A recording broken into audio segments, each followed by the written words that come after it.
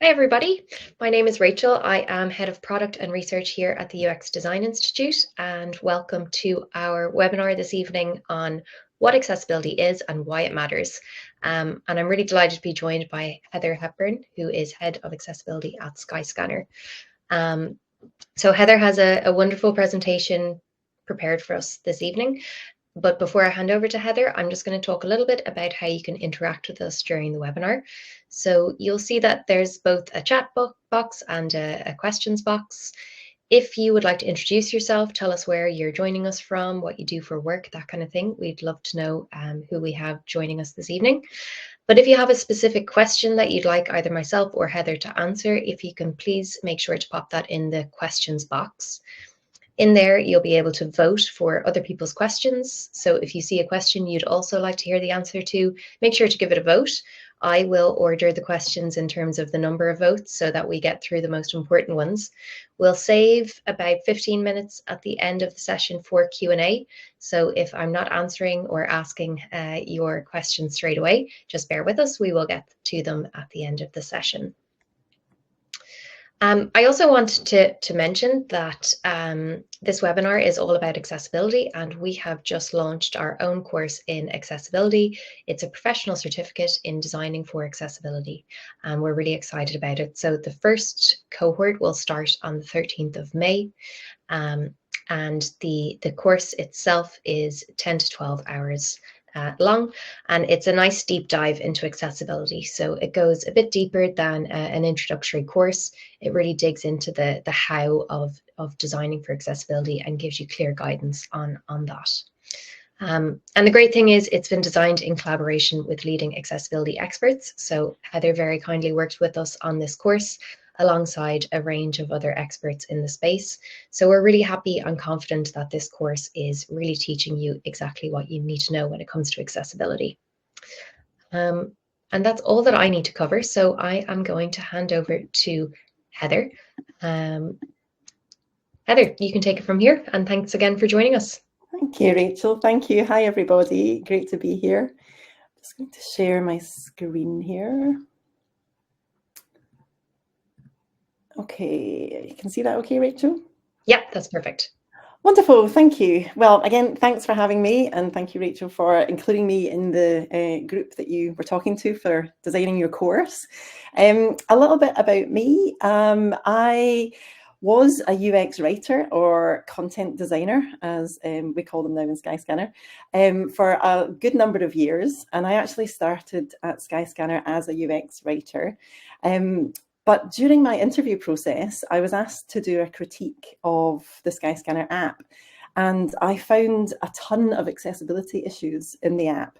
And I was actually quite surprised that I knew what I knew. I'd been working at RBS and we'd been building accessible account opening systems, and it just allowed me to pick out what was wrong with Skyscanner. And I was quite shocked because I thought, they're a young, cool tech company. Are they not working on this at all? And it turned out that they weren't working on it. It was a bit of a surprise when I told them about the issues. So I started doing what I could within the business, and I ended up writing a job description for myself. And I have now been doing that job for 5 years, and I can't imagine doing anything else now. So I'm also now the co-founder of a group called the Champions of Accessibility Network, or CAN. It's a LinkedIn group open to anyone to join. We have members from all over the world, over 2,000 members. We have monthly meetups about a range of accessibility subjects, and we have great people coming to talk about them. So have a look and see if you're interested. The link might be being shared in the chat just now. I also do quite a bit of work with universities. I realised a few years ago that there's a big problem when it comes to accessibility and the knowledge gap.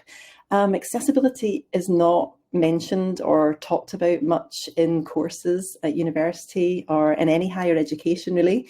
UX design degrees or computer science degrees, you might get a small mention or maybe an optional module to do, but it's really not embedded into the curriculum at all. And it's causing problems because people are coming out of higher education not not knowing much about accessibility at all. And industry is really now wanting those skills to be in place. So when I get asked to do things like this with the UX Design Institute, this is why I want to do this, because I'm on a bit of a mission to try to make the world a more accessible place. So yeah, thank you for being interested in this, and hopefully for doing the course. So just a short bit about Skyscanner for those who have not heard of Skyscanner before. We're a global online travel brand, and people come to us for searching for flights and hotels and car hire. We have almost 1,500 staff across our 9 offices around the world, and we translate what we do into 37 different languages. And over 110 million people use us every month. And if I'm talking about products during this talk, I mean our desktop website, our mobile website, and our Android and iOS apps. So what I'm going to cover today, I'm going to share exactly what accessibility is, who it affects and who benefits from it, and why businesses should care and why we should all care about it. I'll talk you through a little bit about what we do in our own accessibility program at Skyscanner, and then I'll share a little bit more about specifics on design and accessibility. And then, as Rachel said, we've got time for Q&A at the end. You can ask me anything. Okay, so looking at what and who and why. So I'm going to start with a question for you, and you can pop your answers into the chat if you like. Who is disabled here? Is it the person in the wheelchair using the ramp to get into the building, or is it the person walking up the steps into the building? Have a think about it. Now, I can't see the chat actually, so Rachel, you might want to tell me what people are saying. Yeah, so there's a lot of people saying it could be both. I think that is what everybody has said so far. Some people saying you can't tell, so it could be both. Yes, that's great. So yes, we can't tell. We don't have enough information here, really. We can't see the person on the right, but actually a lot of disabilities are hidden anyway. So 80% of disabilities are invisible. You can't tell just by looking at someone that they are disabled. But actually, okay, it's a bit of a trick question, because at this moment in time, neither person is disabled, as they can both do exactly what they want to do. They both want to get into the building and nothing's stopping them. And this very nicely speaks to the social model of disability, which focuses on the environment being the disabler, not the person's disability. And this is a fantastic way of looking at it, because it means that everyone can do something about it. We can all help make the environment an accessible place that's free from barriers. And the same is very true in the digital space. So we don't want to create barriers for users who are using our website or apps. We want to create products that are barrier-free so that everyone can use them. And the old way of looking at this would be using the medical model. There's a number of different models when it comes to discussing disability. But the old medical model would say that disability is caused by a health condition, disease, or trauma. Whereas the way more modern way to think about it is using the social model. And that is disability is caused by society and the environment rather than the condition. So that's what we like to use. So the actual definition of accessibility is the qualities that make an experience open to all. It's also the word for the professional discipline aimed at doing that. It's sometimes shortened to ALI or A11Y or A11Y. And accessible products are websites, apps, tools and technologies that are designed and developed so that people with disabilities can use them. And thankfully, there is a global set of standards called the Web Content Accessibility Guidelines, or WCAG for short, that are used across the world in many, many laws and legislations. They're currently sitting at version 2.2. And most companies aim for level AA compliance. Now, I'm not going to talk too much about WCAG just now. There's 86 different success criteria in those guidelines.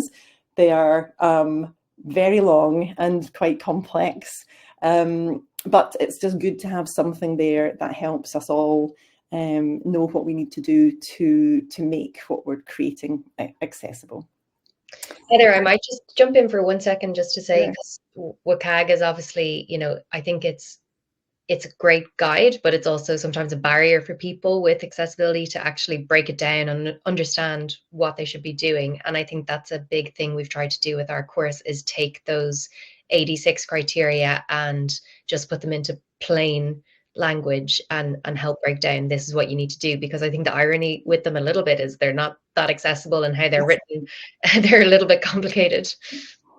Exactly that. They're very complicated. In fact, a lot of the time, well, most of the time when we're speaking about accessibility at Skyscanner, we're not really referring to the actual guidelines. We have a condensed set of guidelines that we use, and yeah, they are very complex, but they exist, and they can be referenced, and they can be checked. So they are there. But yes, good point. So just looking at who accessibility affects. 1 in 4 people across the world now have a permanent disability of some kind. So that is a very high proportion. And many of those disabilities affect how people use technology. So therefore, how they're interacting with websites and apps and other digital products that we're designing. And as I've already said, 80% of disabilities are hidden. So you can't tell just by looking at somebody that they have a disability. Permanent disabilities can be commonly grouped into these 4 areas. So physical disabilities, like cerebral palsy or motor neuron disease, or someone who's an amputee, or even arthritis in your hands.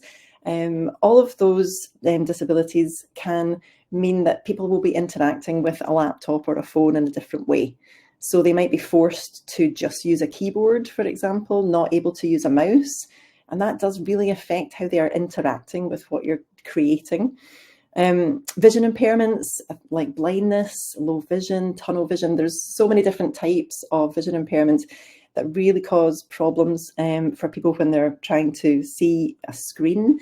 So people are using magnification software, or zooming in to a web page, or using screen readers. So a screen reader will read out the content of a page to someone, and they're very important for blind people to use. Hearing disabilities like deafness and hearing loss, so people require captions on videos. And then cognitive disabilities, we're talking there about neurodivergence, so ADHD, dyslexia, autism, learning and learning difficulties as well. So people there will benefit from a very clean design with left-aligned text and controlled motion and things like that. So there's lots of different things we can think about to help people in the different groups. And I just want to bring something to life a little bit. I have a wonderful friend called Addie who is blind, and when I started out looking at accessibility at Skyscanner, Addie had just sent us an email telling us how terrible we were to use, in a very polite way. Addie is very funny and very polite and lovely. And I actually went down to London to meet him. He showed me how awful the experience was. It was fascinating. We've been friends ever since. And I'm just going to show you him. This video was taken a while ago, but he's trying to book a flight. I'm just going to show you the first portion of this video, but you can find the rest on YouTube if you want to watch it. But have a watch.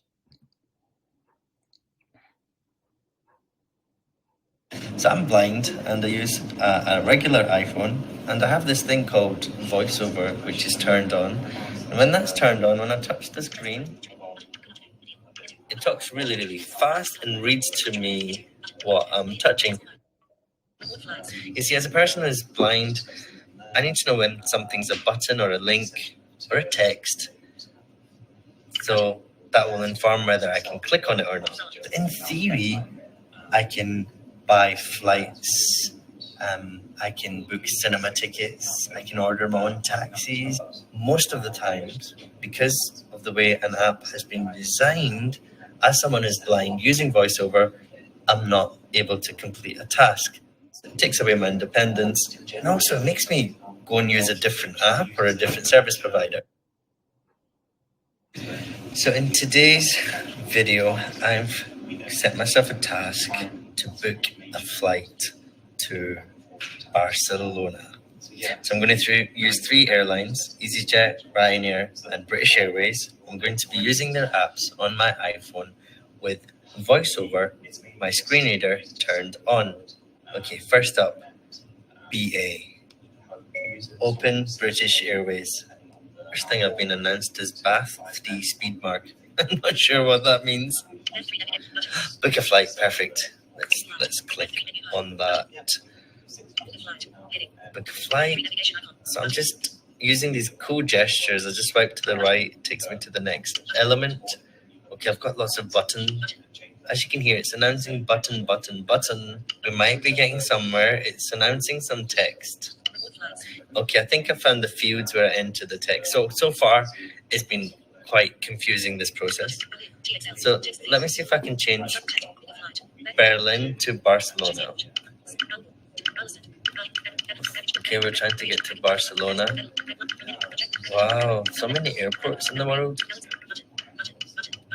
God, going through all those buttons again. Return.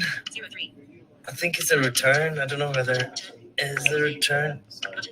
No, return. Okay. So we want to leave on the 1st of August and come back on the 9th of August. So I'm just being a bit frustrated here. I'm not sure where I can change the date. So this is very confusing. 032. So let me see if I click on that 03. Does anything happen? So it's saying things like Bath 3 chevron left. No idea what that means.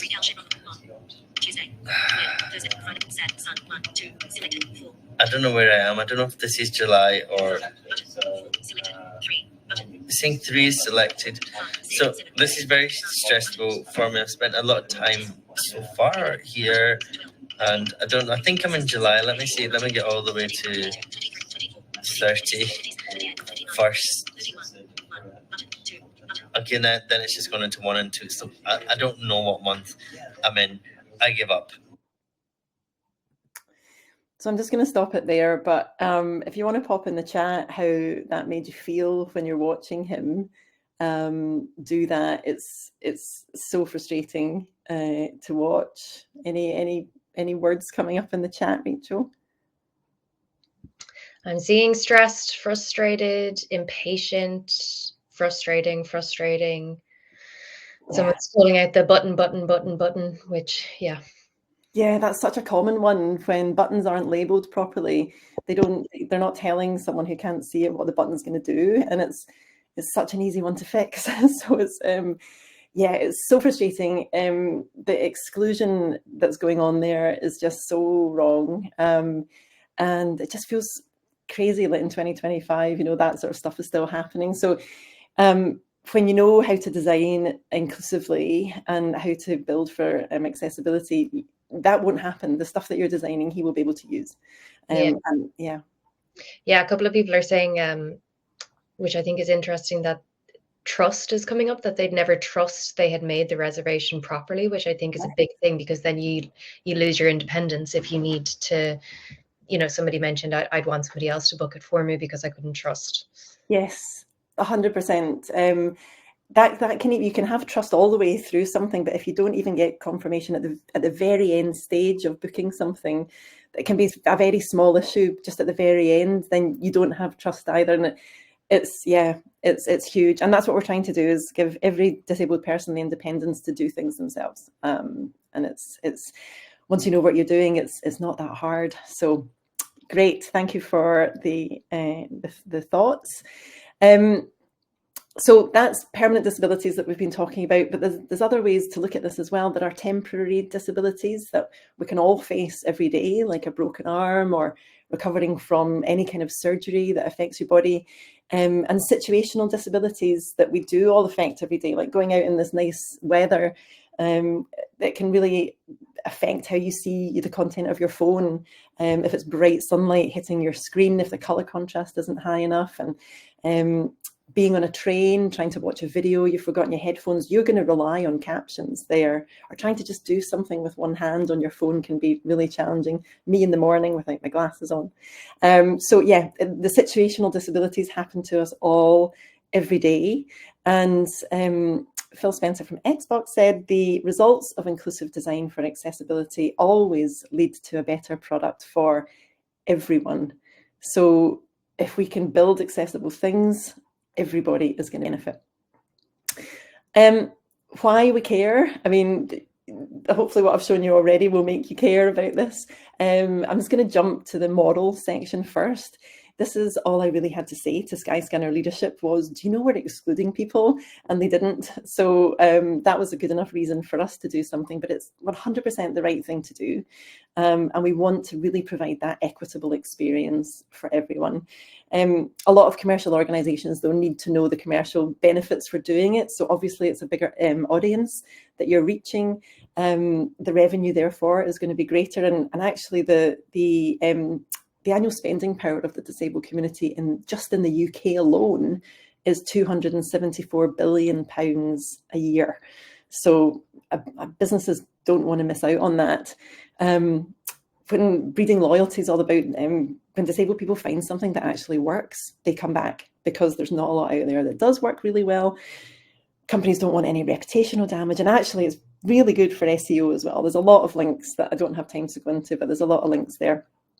And then legally, of course, every country has laws. We had the UK Equality Act 2010, but now we have the EU Accessibility Act coming up in June this year, which is a massive one. It's the biggest thing I think the accessibility industry has seen. And it's actually really exciting. It's something that we are all welcoming because it's actually making our jobs of advocating for this much easier. I won't go into a huge amount of detail on this, but high-level requirements for the European Accessibility Act. I should say that actually it affects most businesses who are operating in the EU. So even if they're not based in the EU, if they have customers in the EU, it affects them. And it's physical products and digital products. But I'm just talking about the digital product requirements here, that websites and apps are designed and built to be accessible. So I need to make sure, excuse me, that everyone knows what they're doing.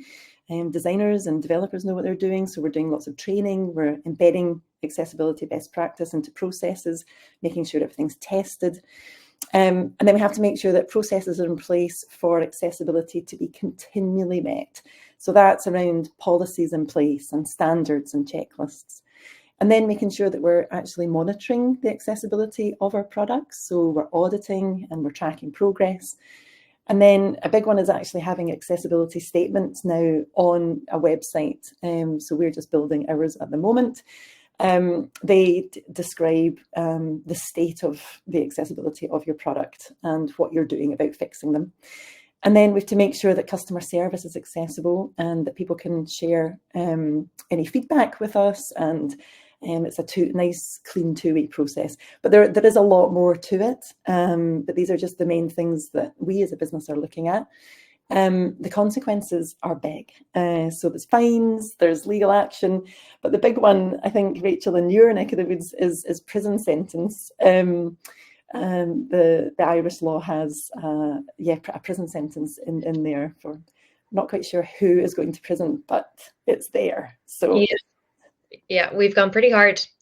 Yeah, quite right. Yeah, so prison is on the table, and I've actually heard a couple of businesses talking about this and referencing it, and referencing Ireland in particular as taking it really seriously, which is good to see. Yes, it is. It's good to see. Of course, we'll talk more about that in more detail, but that's just a very quick overview of what it looks like. So onto our accessibility program at Skyscanner. So it's been going for 5 years, and we've been tracking the maturity of our program since 2020. This is a digital accessibility maturity model. This is one from AbilityNet, and it monitors your progress across these 5 areas. So vision, leadership, processes, capability, and procurement. And you can see that we're still not there yet, but we have made such good progress over the 5 years. And I really wanted to show you this just to get the point across that accessibility is not a quick fix. So companies who are just starting to look at accessibility now, hoping to be all compliant and ready by June, it's not going to happen. It takes so long to embed it properly into a business. And it's a fascinating process, but yeah, there's so much to it. And I'm just going to share a little bit more on the processes and capability sections that are happening at Skyscanner. So from a design process perspective, we have a briefing template that has a lot of other things in there, but we have embedded a section about accessibility. So we're asking our designers from the very beginning to carry out inclusive design thinking. So thinking about how their designs will work for someone who can't see the screen and someone who can't use a mouse, and a number of other different disabilities. But those are the two main ones, because those really change how something actually ends up, if you're thinking about people interacting in those ways. We have checklists in place. So this is part of their broader quality checks that they have to go through before they hand over designs to engineering. And then part of that handover is a lovely, huge design specification. But part of that spec now has an accessibility section in it.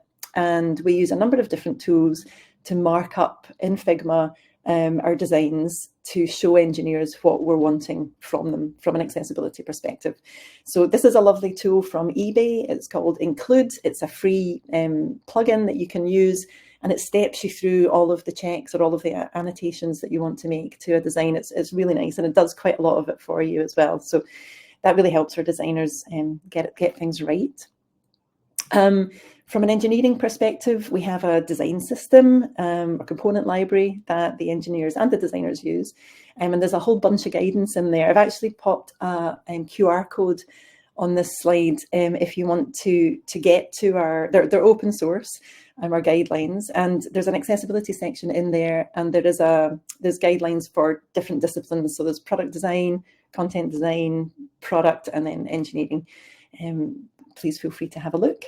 So our engineers are also using best practice during the build process, and we're wanting them to test a lot. So they're testing as they're building, and they're testing after they've built something, but before something goes into production. And it's a combination of automated checks and manual checks. And we really, really push for people testing with real users. So this is Addy again. He's now one of our panel of testers who our designers and engineers use to check their work, or ideally talk to them beforehand about what works for them and what doesn't, to inform a really accessible design from the start. And we also test the accessibility of our products. This graph bottom right, we started off at 69% accessible. We're now up at 94.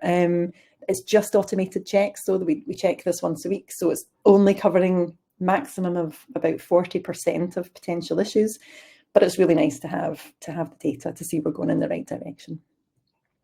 From a capability point of view, we've got a wonderful champions network. So we have over 100 of our 1,500 staff signed up as accessibility champs, and they're in all different teams around the business, and their main role is to be the voice of our disabled travellers, but to really advocate for accessibility in whatever they're doing.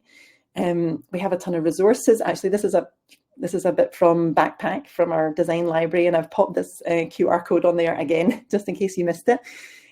But we do lots of training with our teams, and we get Addy to come in and do actual screen reader training to teach them how to use a screen reader, which really helps.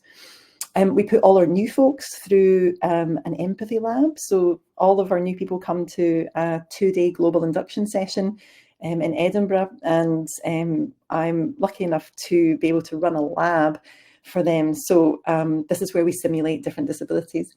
Now, Rachel, are you okay? Do I have time to play this video? Yeah, definitely. I think so. I think it'll be really worthwhile. I love this video. Great. So yeah, this is a little video of what our empathy labs actually look like. It explains it for you.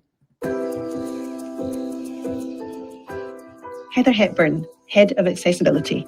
Empathy labs are places where we simulate different disabilities, and we have set up a lot of technology there. So we've got laptops around the room, we've got phones, and the idea is that our Skyscanner employees can sit down and really see things from a different viewpoint, be in someone else's shoes that they might not have ever considered before. By doing it, we really want people to leave with a I didn't know it was like that for some people. What can I do to change? So we've got some information in there as well that highlights what they can do in their daily jobs to make our products more accessible to people with disabilities, but also what they're doing internally, so to make everything more accessible for our staff.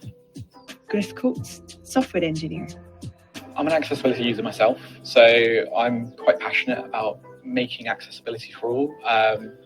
I just don't want someone to get left behind like I did when I was younger. So I find it really important as working in the company to give that powerful voice to people that don't have it. Sarah Clark, software engineer. It's been super insightful to see all the different challenges that people with different disabilities have. Simon Ward, software engineer. The factor about things are temporary and how things are permanent. It's not something I was very aware of, and I can't imagine that many other people are aware of it too. The fact that you can be temporarily disabled, such as having a broken arm or whatever, which would really stop you doing things that you're very used to, like using a mouse or any other type of computer. So yeah, just things like that you don't really realize that you are more affected by these things, or perhaps will be in the future. And it's humbling in that way. Eileen Rogers, product designer. And I just think that everybody needs to experience our products from these different angles, just to understand how people experience the world, how they experience online, which we all take for granted, and we all can use it and find the information we need or get the tasks done that we need. But actually, for some people, they can't do that. A company that's inclusive like Skyscanner, but we don't want to disregard people. Everybody should be able to travel and enjoy the world. So no matter whether you're engineering or design, internal comms, I think everybody can do their bit. Oh, I love that video still.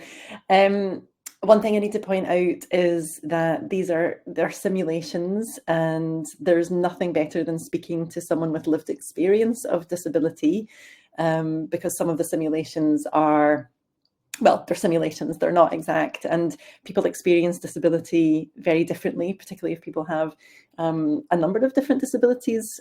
So yeah, it's all to be taken like that, but it's such a great experience for people just to really, a lot of people just say, oh my God, I had not even thought about this before. The vision simulation glasses are so good, and it can just cause such barriers for people trying to do something that's normally very straightforward to do. So yeah, totally worthwhile. I should have actually put in here, there is an online version that's free to use. It's called Funkify. Funkify.org is where you'll find it. It's just a lovely little website that you can do online simulations, and that's really useful to do. In fact, we use that for a few of our stations in our lab.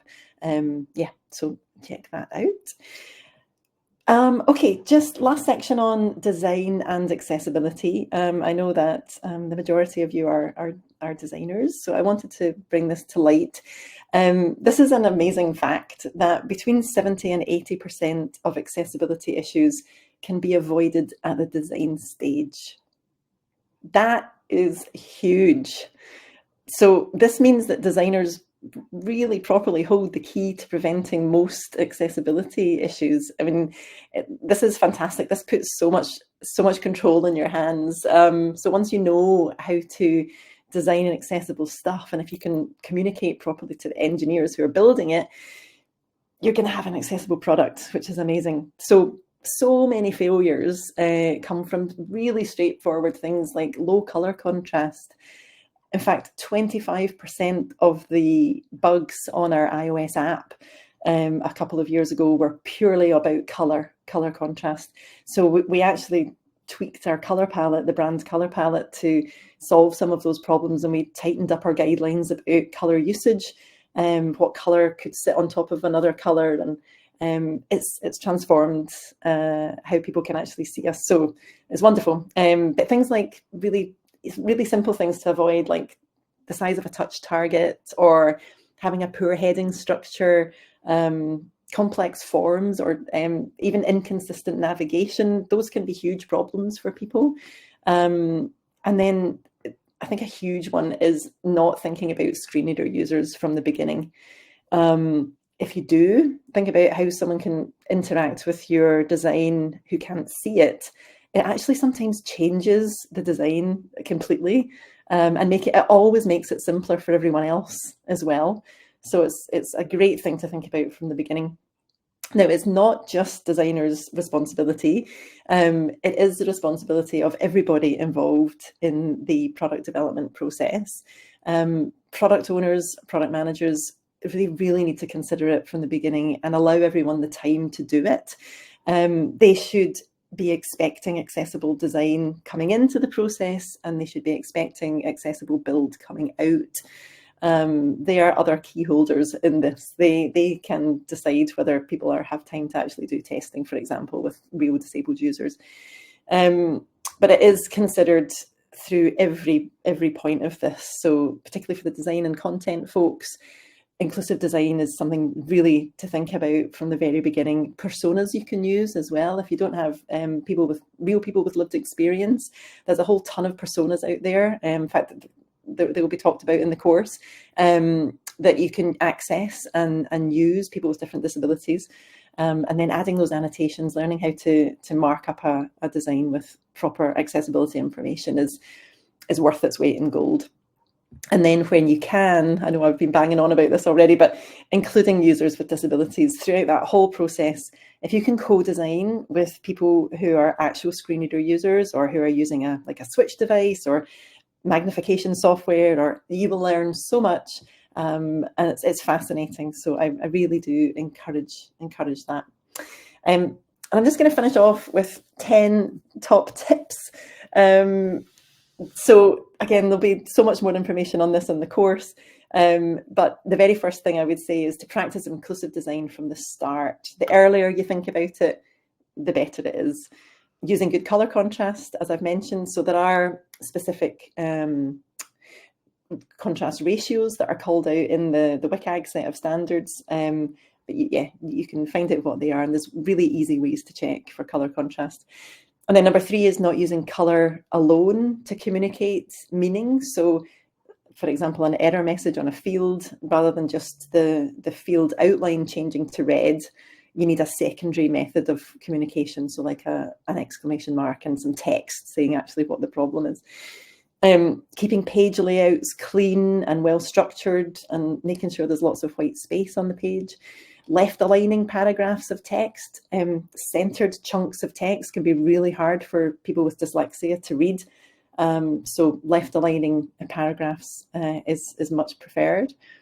And then number 6, allowing motion to be controlled. So if someone's trying to complete a task online and there's a crazy GIF or some video happening that they cannot stop or pause, if it's causing a problem, they will move away and they won't be able to complete the task.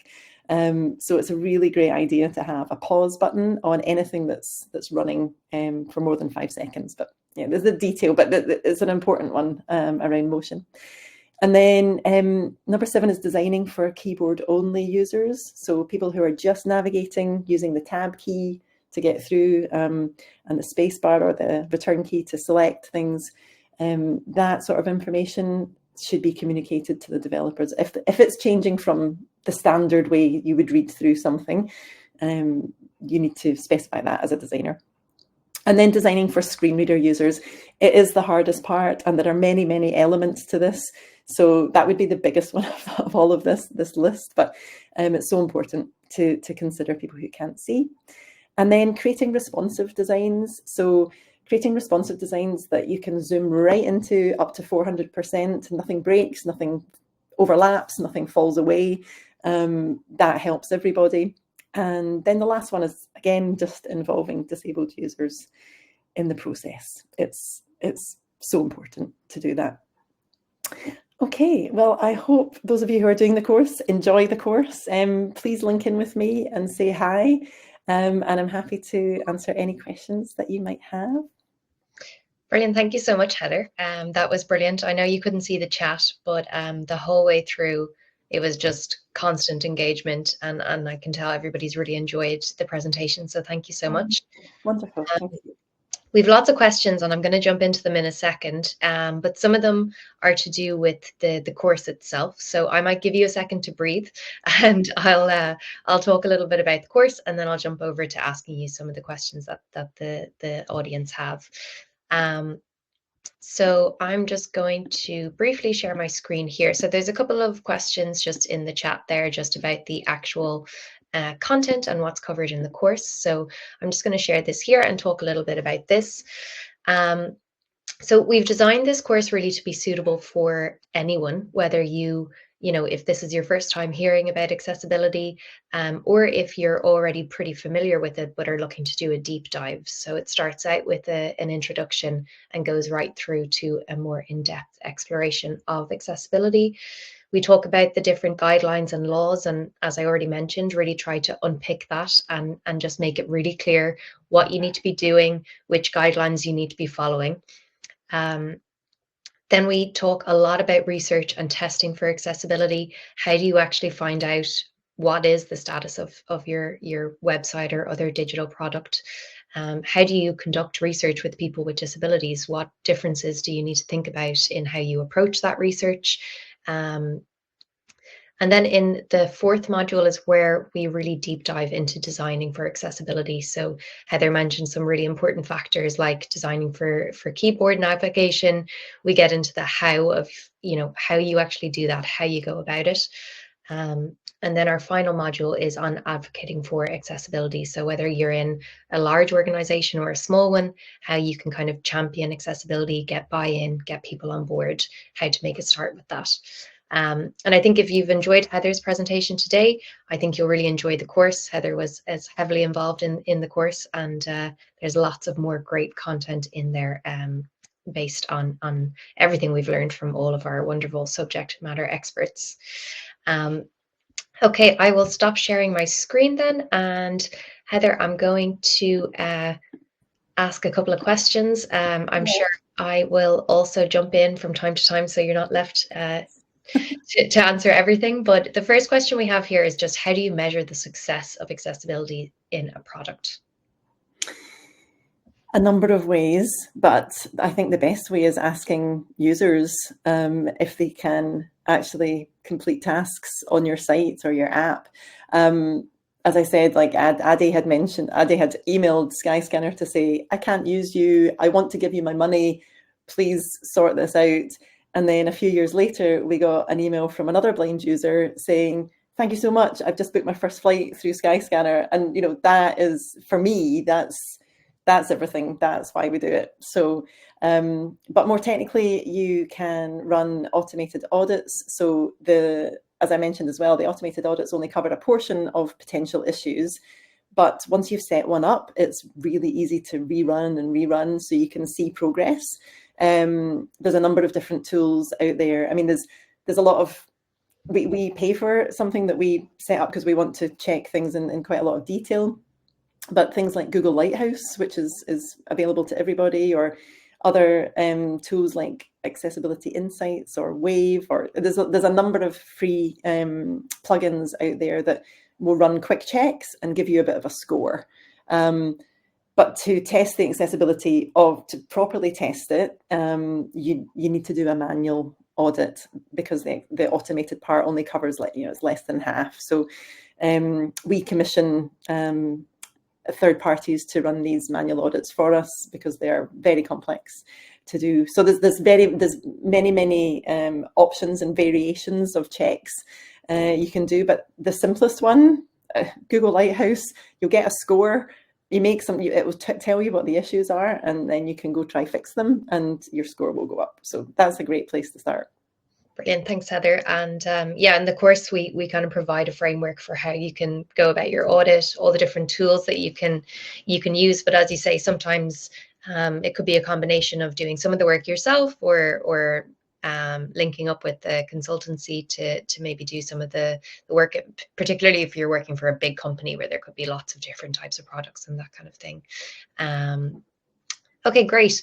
Then the next question we have is, how did you get Skyscanner to invest so much energy into accessibility and creating the Empathy Lab? Great question. So our primary value is we think traveller first, and the business genuinely makes decisions on that value.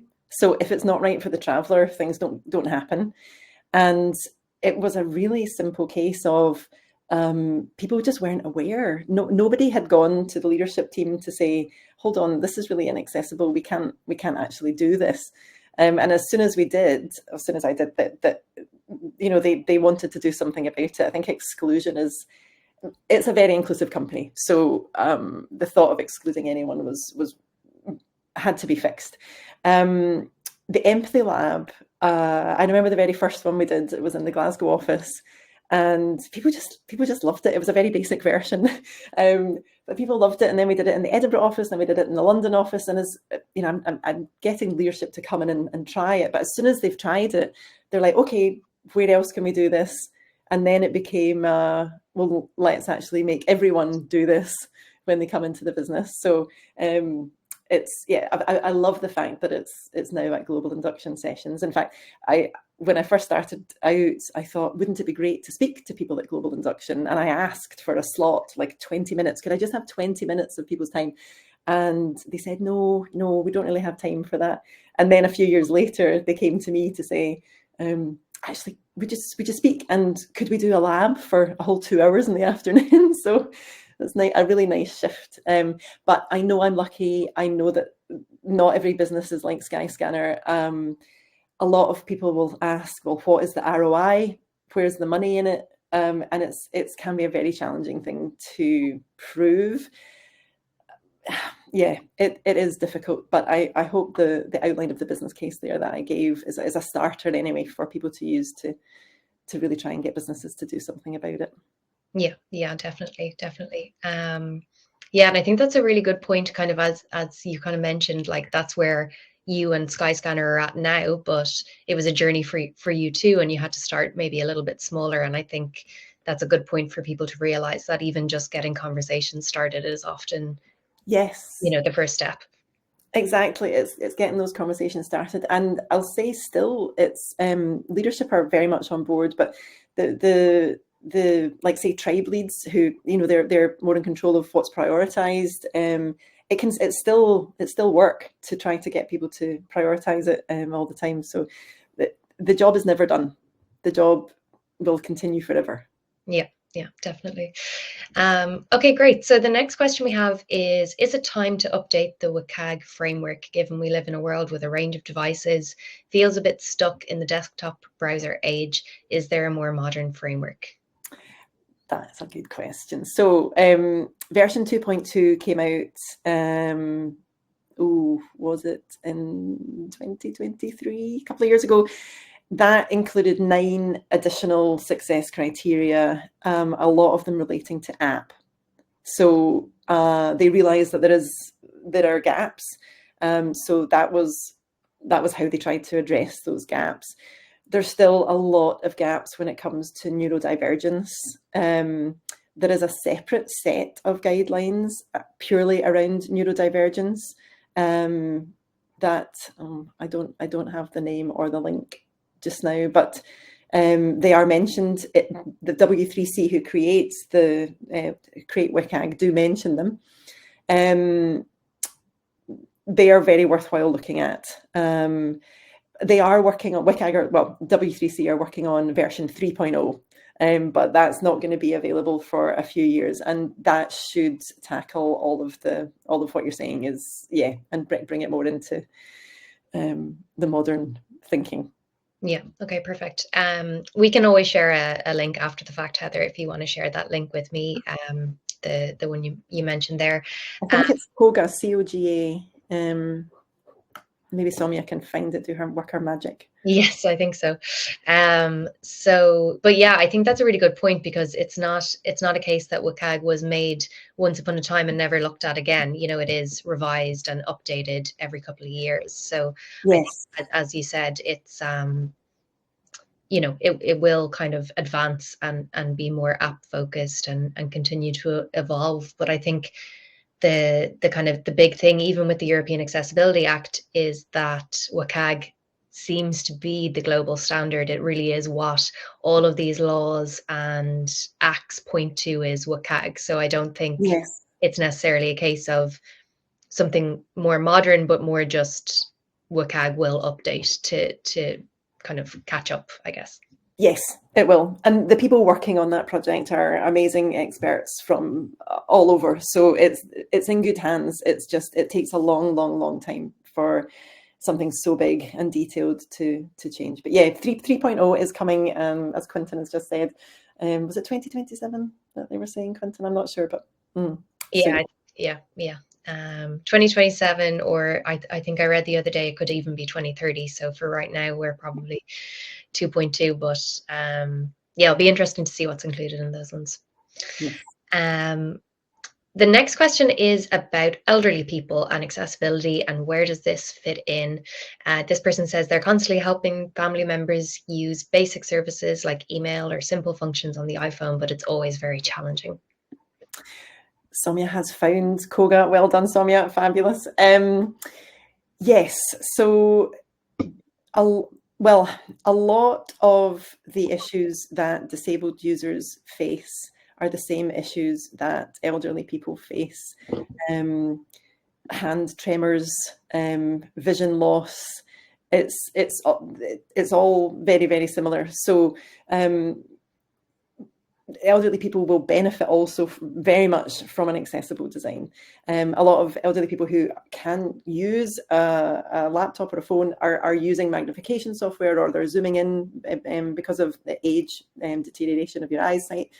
And if you're not designing in a responsive way, that can cause massive issues. I know one of our airline partners, when you zoom in to, it's not even 200%, I think it's even less than that, but the actual search fields fall away. They disappear. So you cannot actually even do the task that you've gone there to do. So how much are they losing out by not, I've not told them. I should probably tell them that it's a problem. But yeah, elderly people will totally benefit from an accessible sites. How they use technology, I think technology is advancing so much now as well. I've seen phones that have very huge buttons and much simpler interfaces and different apps that people can use that are stripped right back, and it's just the absolute basics. So it is hopefully being thought about properly, because we're all getting there. So Yeah, definitely. I actually started out my career working in research with people with dementia, and that was maybe 10, 15 years ago. And even then they had kind of dementia-friendly phones that only had 1 or 2 buttons. Some of them could only receive calls. They couldn't make calls, just to, for accidental calling and things like that. So I'd love to see where it's at now. Another 10 or 15 years later, I'd say it's come on a lot. Yes. Okay, so the next question is about how you recruit users for testing if you don't personally know people with disabilities. I will say we have a whole lesson on this in the course, but Heather, at a high level, how can you go about recruiting? That's a great question. And so when I started trying to find people, the first thing I did, which is what you could also do, is approach charities and ask if anyone is willing to help you. So I approached the RNIB, the Royal National Institute for Blind People, and I got a panel of 5 people who are happy to volunteer their time. We paid them, but I think some charities do have, if you didn't have funding, some charities would have groups of people who would be willing just to talk to you. If a lot of disabled people, if they just want things to be fixed and they want to, they're quite happy. I shouldn't say that, because pay them if you can. I mean, it's a much better practice to pay. So yeah, Dyslexia Scotland I approached as well, and we did 2 wonderful days of testing with a very varied group of people with dyslexia. That was amazing. And now we have a small panel who are actually testing our partner sites, because we're hoping to be able to badge up our partners, like our airlines or online travel agent partners who have accessible booking flows. So we have a panel of people who we have found through yeah, I think we put a shout out on LinkedIn to ask if anyone wanted to be involved, and people contact us as well sometimes to say. So there's a number of ways. I mean, there are big companies out there like Fable, who have a panel of over 500 disabled users who test anything that comes their way. So they are great. They're amazing. And there's other companies like them who have panels and can kind of do it for you. But that's how I did it. I just approached charities. Yeah. I think it's, I don't want to say an old-fashioned way, but it is kind of a nice kind of, I guess it is an older way of recruiting people, kind of more like on the ground recruitment and that kind of thing. And I think having good relationships with charities is just good in general. It just helps you to stay in the loop, and yeah, I think it can be a great thing. Okay, great. So there was so much engagement with the Empathy Lab video in the chat, and there's a question here. Just, would you have any recommendations for delivering an Empathy Lab for a remote team? Funkify is a great way to do it for remote. There's some great online personas there to use. I saw, I think someone had put Somi had put the link in to the chat. Yeah, and you can build tasks around the personas. So that's what we've done. There's one called Hyperactive Henny. The names are a bit suspect, but and we've created a station in our lab where we get our people to try and complete a task, whether that's finding an answer to a question on a text-heavy page, or more recently we did a lab for a children's charity, and we had all these kids come, and we didn't want to have a big chunky piece of text, so we found an online version of Magic Pairs with cards. So this online game of finding matching pairs, and then all of these is an ADHD simulator. All of these pop-ups and noises and everything start happening on the screen while you're trying to do this task where you need to concentrate. So you can build tasks and interesting scenarios around the personas on there. That would be my suggestion. Yeah, brilliant. I think it's so amazing to have a tool like that just makes that kind of thing so easy, because initially you might think, oh God, how would you do it with a remote team? But Funkify is just, you introduced me to Funkify, Heather, and it's just been brilliant. It's great. I should say that the free version doesn't give you all of the personas. It doesn't open it all up. But it's not that expensive either. If you were using it and using it regularly, it'd be definitely worthwhile to buy a license for it. Yeah, it's very affordable. Sorry, it's also got a little auditing tool in it, which is quite nice, that automatically just audits what's on the screen. Yeah. Okay, great. So there's another question here. Do you recommend any good accessibility Figma plugins?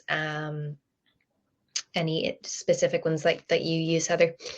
So for marking up annotations, the eBay's include is great. That's what our design team are using just now. That and a combination. Well, we designed our own annotation toolkit, and then we found this, and it's much better. So we're trying to move them onto this. Stark is a very good one. Stark has, again, some free things and then some other things that you need to pay for, but Stark has a really good color contrast checking tool, and really good color blindness simulations as well. So those would be the two. But I would also want to mention a tool called Accessibility Insights. It is a Chrome extension. It's free and it's fantastic. It's what I use to do a very quick check. And it also checks color contrast. It also allows you to, if you're tabbing through a site, to see the order that a keyboard only user would use. It marks it up so it has little numbers and shows the route, so you can really easily see, does this make sense or is this broken? Accessibility Insights is great. I love it. Brilliant. Okay, great. Okay, so we probably only have time for one more question. So we'll cover one more. I'll also ask Samia to share a link to the course again in the chat. Looking through the questions, I think everything else here will probably find an answer in the course if you're interested in doing it. But I think yeah, we'll fit in one more question. So this one is, how do you join development, design, product, QA to address making digital products accessible? Big question to finish on. That's huge. Through many years of not stopping talking to them all, yeah, it's all about building into your culture. So if you're working in a business, if it's not part of the company's overall strategy and the overall culture of what everyone's wanting to do, it can be very, very challenging.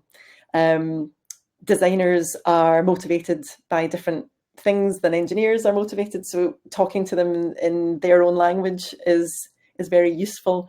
Putting the time aside to speak to them, work out good training for them. And something actually that we're doing that's really effective, we have an hour once a week that's just an open session for designers, and we have another hour that's an open session for engineers. They come along, they ask us anything. So I'm saying us, myself, and I have one team member. He's an engineer, so it's a nice combination that we are. And yeah, they come and they bring these amazing questions, and we talk to them, and then we go and work with them, their teams, if it's a more complex piece. But yeah, it's an ongoing process, and people just will be sick of hearing me going on about the importance of it. But we just have to make the most of any opportunities we can to talk about it, keep talking about it, showing real people either struggling with what we're doing or loving what we're doing, and opening up that independence. It just makes people really want to do it more. So yeah, constantly keep at it. Brilliant. Well, Heather, thank you so much for the wonderful presentation and for your time and for talking to us about all of your expertise. It's been brilliant, and there's been so much engagement in the chat, and I can see that everybody has really gotten a lot from it. So thank you so much again, and I hope you enjoy the rest of your evening. Thank you so much for having me, and I love the engagement in the chat. Thanks everyone for taking part, and yeah, I appreciate it. Thank you. Okay, thanks Heather. Bye. Yes, bye.